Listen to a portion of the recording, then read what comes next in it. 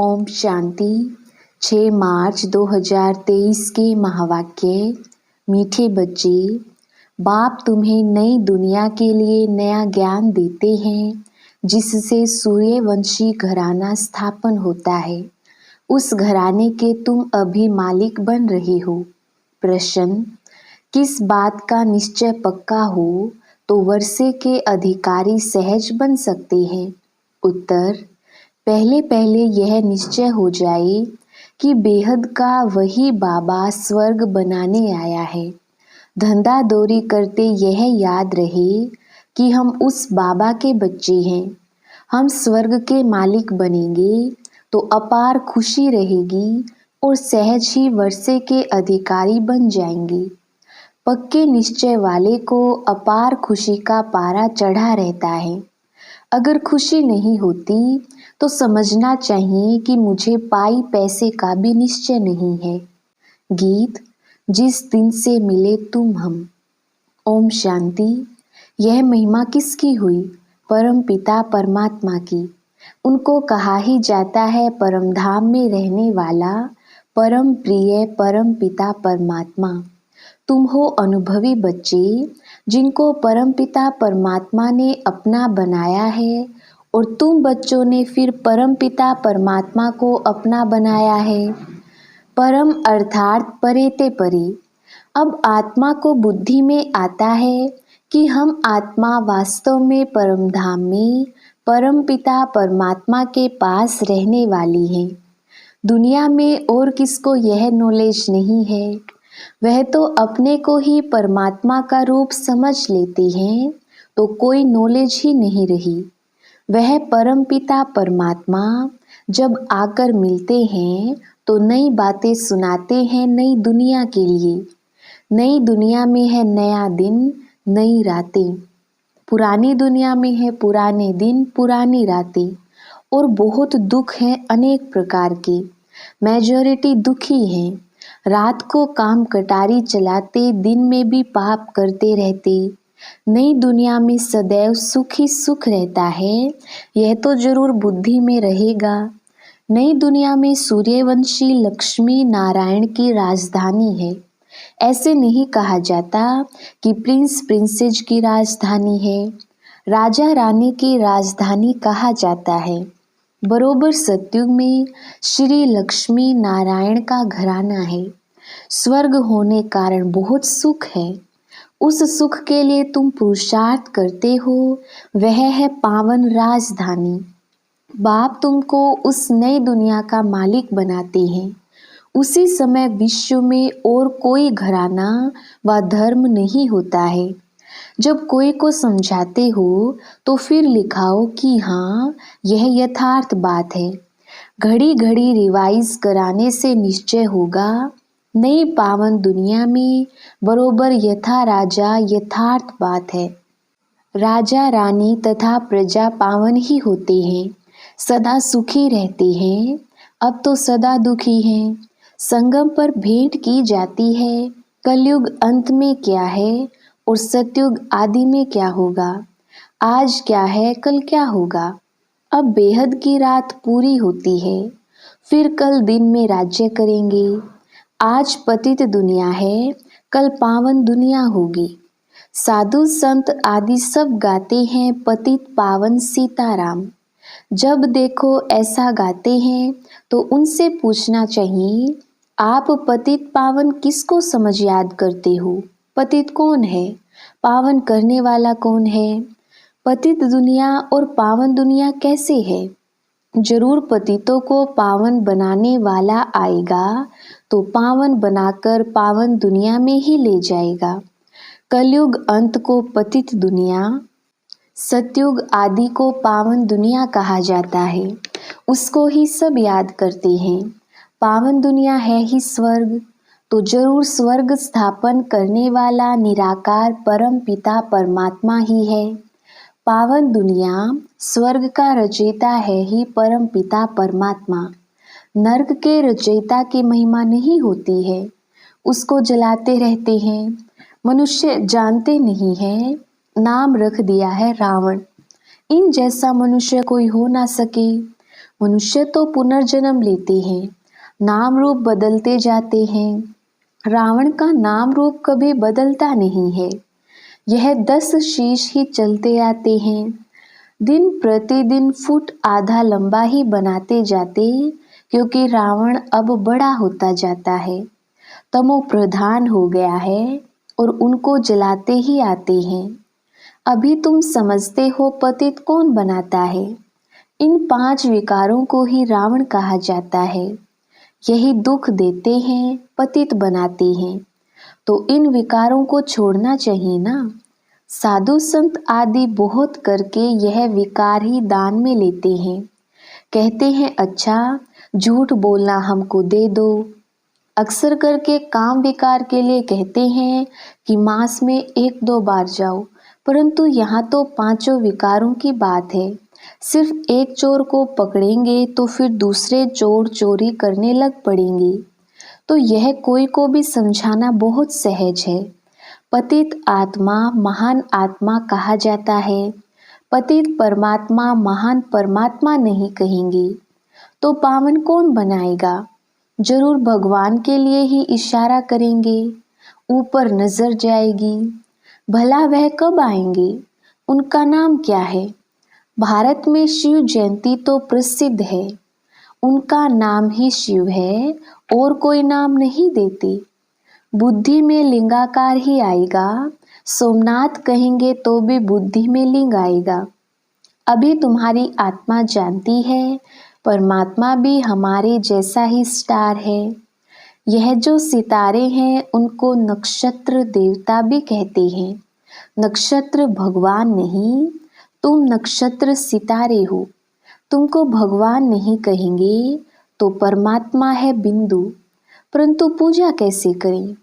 तो भक्ति मार्ग वालों ने लिंग रूप बना दिया है। इतनी बड़ी चीज है नहीं। आत्मा तो छोटी बड़ी होती नहीं, तो उनको बड़ा बनाना भी रोंग हो जाता है। कोई मनुष्य को परमात्मा का यथार्थ ज्ञान है नहीं। यह बड़ी महीन बातें हैं। कहते हैं एकदम बिंदी है, उनको याद कैसे करें। अरे आत्मा को अपने बाप को याद करना तो बहुत सहज है। सिर्फ बाप की महिमा न्यारी है। आत्मा तो एक जैसी ही है। आत्मा में ही अच्छे व बुरे, ऊंच नीच के संस्कार हैं। आत्मा में ही नॉलेज है। आत्मा कितनी छोटी है। मनुष्य गरीब अथवा साहूकार बनते हैं, वह भी आत्मा के संस्कार अनुसार। अभी तुम बच्चों की बुद्धि में यह सारा ज्ञान है। मनुष्य परमात्मा को नहीं जानते, इस कारण आत्मा का भी ज्ञान नहीं है। उल्टा ईश्वर को सर्वव्यापी समझ लिया है। आत्मा ही यह सारा धारण करती है। आत्मा ही एक शरीर छोड़ दूसरा लेती है संस्कारों अनुसार। यह आत्मा बात करती है। मनुष्य अपने को मनुष्य समझ बात करते हैं। यहाँ अपने को आत्मा समझने की प्रैक्टिस करनी पड़ती है। हम आत्माओं को परमपिता परमात्मा पढ़ाते हैं। मनुष्य तो कह देते आत्मा निर्लेप है। अगर निर्लेप है तो फिर संस्कार किस में भरते हैं। बहुत मूंझे हुए हैं। नई दुनिया के लिए नया ज्ञान बाप को ही देना है। पुरानी दुनिया में रहने वाले मनुष्य दे नहीं सकते, तो बाप को जानना चाहिए ना। भक्तों को भगवान से वर्षा लेना है। भक्ति भी चली आती है, ठीक कर भीतर में परमात्मा को ढूंढते रहते हैं। समझते हैं सब परमात्मा के रूप हैं। वास्तव में है सब भाई भाई। लक्ष्मी नारायण से लेकर जो भी मनुष्य मात्र हैं सब भाई भाई हैं अथवा भाई बहन हैं, क्योंकि प्रजापिता ब्रह्मा की औलाद हैं। अगर शिव की औलाद कहें तो वह निराकार आत्माएं हैं। ब्रह्मा के बच्चे बहन भाई जिस्मानी हो जाते, परंतु फिर गृहस्थ व्यवहार में आने से भाई बहन का भान भूल जाते हैं। अगर वह ज्ञान रहे तो फिर विकार में भी ना जाएं। अभी फिर बाप समझाते हैं तुम विकार में ना जाओ। तुम एक बाप के बच्चे भाई बहन हो। अभी ब्रह्मा सामने बैठे हैं, तुम उनके बच्चे बीके हो। यह युक्ति है गृहस्थ व्यवहार में रहते पवित्र बनने की। जनक का भी मिसाल है ना। पहले सिर्फ एक एक बात का निश्चय हो जाए कि बाप आया हुआ है स्वर्ग बनाने, बस यह तीर लग जाए तो झट बाप का बन जाए। बाप कहते हैं तुम हमारा बन जाओ तो हम तुमको स्वर्ग का मालिक बनाएंगे। निश्चय है कि यह वही बेहद का बाप है। हम वर्षा जरूर लेंगे। मन मना भव मध्याजी भव, कितनी सहज बात है। धंधा दौरी करते बुद्धि में यह स्मृति रहे कि हम बाबा के बच्चे हैं, हम स्वर्ग के मालिक बनेंगे तो यह खुशी रहेगी। यह 84 जन्मों का चक्र है। 84 जन्म सिर्फ सूर्यवंशी देवी देवताओं का ही है। तुम जानते हो हम स्वदर्शन चक्रधारी हैं। सिर्फ चक्र कहने से जन्म सिद्ध नहीं होते, इसलिए कहना है कि हम 84 जन्मों को जानने वाले स्वदर्शन चक्रधारी हैं। तो बाप भी याद आएगा, 5 युग भी याद आएंगे। अब फिर जाता हूँ स्वर्ग में, हमारे 84 जन्म पूरे हुए। बुद्धि में चक्र फिरता रहे और शरीर निर्वाह अर्थ काम भी करता रहे। बाबा ने कहा है स्वदर्शन चक्र का ज्ञान मेरे भक्तों को देना। उनको समझाने से झट यह निश्चय होगा बरोबर हम 84 जन्म लेते हैं। 84 जन्म ना लेने वाला होगा तो उनको धारणा ही नहीं होगी। 84 जन्मों का अर्थ ही है पहले पहले हम सूर्यवंशी में आएंगे। थोड़ा भी कोई सुनकर जाएगा तो स्वर्ग में जरूर आएगा, परंतु 84 जन्म नहीं लेंगे, देरी से भी आ सकते हैं। उनके फिर 84 जन्म थोड़े ही होंगे। यह ज्ञान की कितनी महीन बातें हैं, कितना हिसाब किताब है। फिर भी बाप कहते हैं अच्छा, अगर इतना गुह्य राज नहीं समझते हो तो भला बाप का बन वर्षा तो लो। हम शिव बाबा के बच्चे हैं, वह स्वर्ग का रचयिता है। यह नशा रहना चाहिए, परंतु माया ठहरने नहीं देती है। कोई तो कहते हैं बाप और वर्षे को याद करना, यह कोई बड़ी बात नहीं। माया हमको क्या करेगी, हम तो जरूर वर्षा पाएंगे। कितनी सहज बात है। कोई को तीर लग जाए तो बाप और वर्षे को याद करते बहुत खुशी में रहें। जब तक खुशी नहीं आती तो बाबा कहेंगे पाई पैसे के निश्चय वाले हैं। पक्के निश्चय वाले को खुशी का पारा बहुत चढ़ा रहता है। कोई राजा के पास संतान नहीं होती है तो कहते हैं किले के अंदर जो पहले पहले आएगा उनको गोद में लेंगे। फिर क्यों लग जाती है, मैच में भी क्यों लगती है, दूध की बोतलों पर भी क्यों लगती है। पहला नंबर जाने के लिए सवेरे उठकर जाए खड़े रहती हैं, नहीं तो समझते हैं फिर ठहरना पड़ेगा। तो यहाँ भी बाबा के गले का हार बनने के लिए क्यों है, सारा मदार पुरुषार्थ पर है। बाप को याद करना ये बुद्धि की दौड़ है, बाकी काम आदि भल करते रहो। आत्मा के दिल यार दे हथकार दे। आशिक माशुक एक जगह बैठ थोड़ी जाते हैं, काम काज आदि सब कुछ करते बुद्धि उनके तरफ रहती है। तो यहाँ भी बुद्धि एक के साथ चाहिए जो हमको स्वर्ग का मालिक बनाता है। जो टाइम मिलता है उसमें पुरुषार्थ करो, गृहस्थ व्यवहार में भी रहना है। यह कोई कर्म संन्यास नहीं है, शरीर निर्वाह तो करना ही है। बाप अब ब्रह्मा तन में आकर कहते हैं मैं तुम्हारा बाप हूँ, हम तुमको स्वर्ग का मालिक बनाता हूँ। तुम हमको अपना नहीं बनाएंगे, मेरे बने हो तो अब मेरे साथ योग लगाओ और मेरे बनकर फिर तुम पवित्र नहीं रहेंगे, नाम बदनाम करेंगे तो बहुत सजा खाएंगे। सतगुरु के निंदक स्वर्ग के द्वार जा नहीं सकेंगे।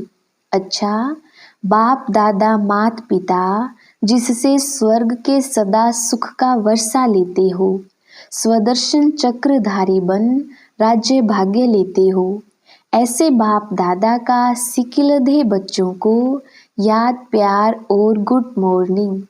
रूहानी बाप की रूहानी बच्चों को नमस्ते। हम रूहानी बच्चों की रूहानी बाप दादा को याद, प्यार, गुड मॉर्निंग और नमस्ते जी। धारणा के लिए मुख्य सार।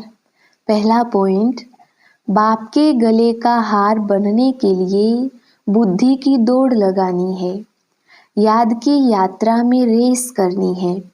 दूसरा पॉइंट, शरीर निर्वाह अर्थ कर्म करते स्वदर्शन चक्र फिराना है, कभी भी सतगुरु का निंदक नहीं बनना है, नाम बदनाम करने वाला कर्म नहीं करना है।